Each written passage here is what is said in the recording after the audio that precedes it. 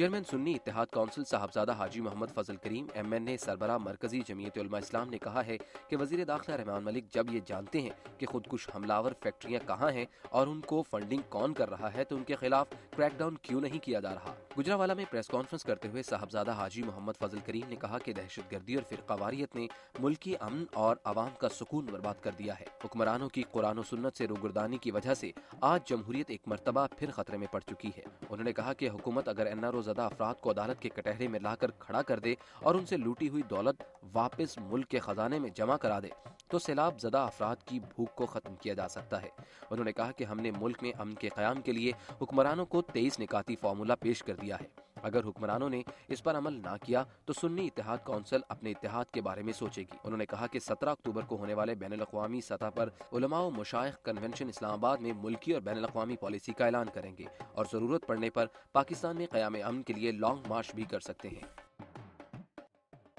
وہاڑی میں 13 سالہ طالبہ سے 3 اوباش ہمسایوں نے اغوا کر کے اجتماعی زیادتی کی۔ ملزم حالت غیر ہونے پر دانیوال پھاٹک کے قریب پھینک گئے۔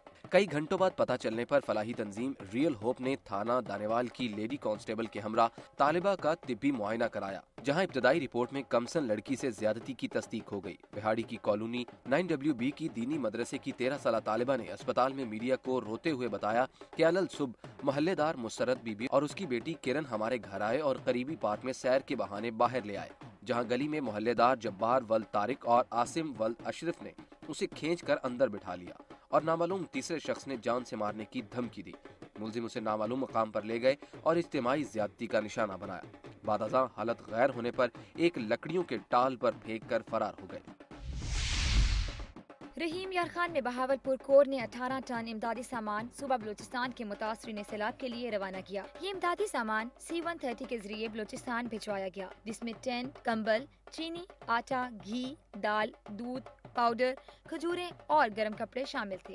یہ امدادی سامان بلوچستان کی مغربی کمانڈ کے حوالے کیا جائے گا، جو سیلاب متاثرین میں تقسیم کیا جائے گا۔ بنیادی طور پہ بہاولپور کور نے بلوچستان کے سیلاب زدگان کے لیے کچھ امدادی سامان جمع کیا ہے اور اس C-130 طیارے کے ذریعے اس کو مغربی کمانڈ بلوچستان کے حوالے کیا جا رہا ہے۔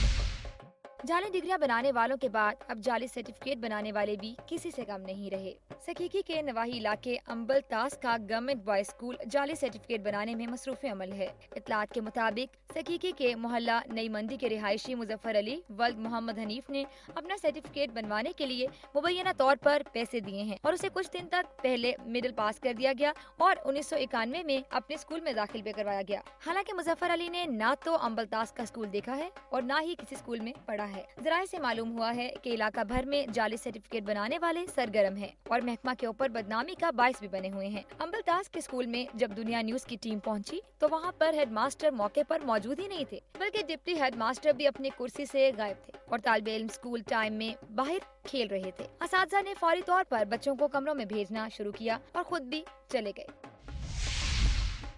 تجاوزات کے حوالے سے تاجروں اور دکانداروں کے ممکنہ رد عمل پر وہاڑی شہر میں دفعہ 144 کے نفاذ کے بعد ایڈمنسٹریٹر TMA اور تاجر نمائندوں کے مابین مذاکرات کامیاب ہو گئے۔ گزشتہ 3 دنوں سے ایڈمنسٹریٹر TMA چودھری طارق بشیر کی ہدایت پر TMA کے عملے نے تجاوزات کے خلاف مہم کا آغاز کر رکھا ہے۔ گزشتہ روز آپریشن میں وہاڑی کے مصروف ترین بازار ریل بازار سے تجاوزات ہٹائی جانی تھیں۔ TMA کا موقف تھا کہ تاجروں اور دکانداروں سے فٹ پاتھ خالی کرا لی جائیں جہاں تاجر اضافی سامان رکھتے ہیں۔ تاہم تاجروں نے کہا کہ وسطی لائن کی دونوں جانب قابض ریڑھی بانوں کو ہٹایا جائے اور اگر بلا امتیاز آپریشن نہ ہوا تو تاجر مذمت کریں گے، جس پر DCO وہاڑی نے دفعہ 144 کے نفاذ کا اعلان کر دیا۔ مرکزی انجمن تاجران کے صدر ارشاد حسین بھٹی کی قیادت میں چیئرمین حاجی تاج دین، جنرل سیکریٹری راؤ خلیل احمد اور شیخ عبد الرحمان پر مشتمل تاجروں کے وفد نے ایڈمنسٹریٹر TMA چودھری طارق بشیر سے ان کے آفس میں ملاقات کی، جہاں ایڈمنسٹریٹر TMA نے کہا کہ وہ شہر کو خوبصورت بنانے کے لیے تجاوزات ہٹوانا چاہتے ہیں اور تاجر اس سلسلے میں تعاون کریں، جس پر تاجروں نے اپنے تحفظات سے ایڈمنسٹریٹر کو آگاہ کیا کہ تجاوزات بلا امتیاز ہٹائی جائیں۔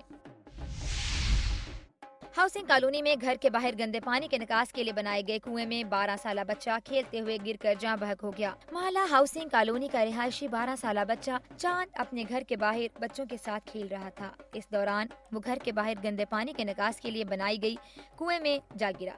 جس کی اطلاع فوری طور پر ریسکیو 1122 کو دے دی گئی، جنہوں نے 3 گھنٹے کی سر توڑ کوشش کے بعد بچے کو کنویں سے نکال لیا، لیکن زیادہ دیر پانی میں رہنے کی وجہ سے بچہ جاں بحق ہو گیا۔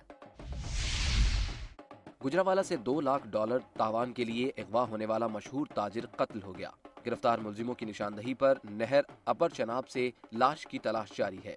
گجرانوالہ تھانہ سبزی منڈی کے علاقے محلہ بختے والا کے رہائشی مشہور تکہ شاپ شہباز تکہ شاپ کے مالک مجاہد عرف ننا کو 18 روز قبل اغوا کر لیا گیا تھا، جس کی رہائی کے عوض ملزمان $2 لاکھ تاوان کا مطالبہ کرتے رہے۔ اس دوران DIG گجرانوالہ طارق مسعود یاسین کی ہدایت پر تشکیل دی جانے والی ٹیم نے SHO گوہر عباس بھٹی کی قیادت میں موبائل ڈیٹا سے ملزمان کا سراغ لگا کر بختے والا ہی کے رہائشی مہر ندیم اور اعجاز وغیرہ کو گرفتار کیا، جنہوں نے دوران تفتیش انکشاف کیا کہ انہوں نے مغوی مجاہد کو اغوا کے چند گھنٹے بعد ہی گلا دبا کر قتل کر دیا تھا اور لاش بوری میں بند کر کے نہر اپر چناب پپلی والا پل میں پھینک دی تھی، جس پر پولیس نے ریسکیو 1122 کے غوطہ خوروں کی مدد سے لاش کی تلاش شروع کر دی ہے۔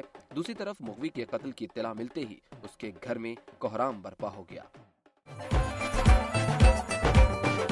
اب آپ کو لیے چلتے ہیں جنت نصیر وادی کشمیر کی جانب اور نظر ڈالتے ہیں علاقے کی اہم خبروں اور رپورٹس پر۔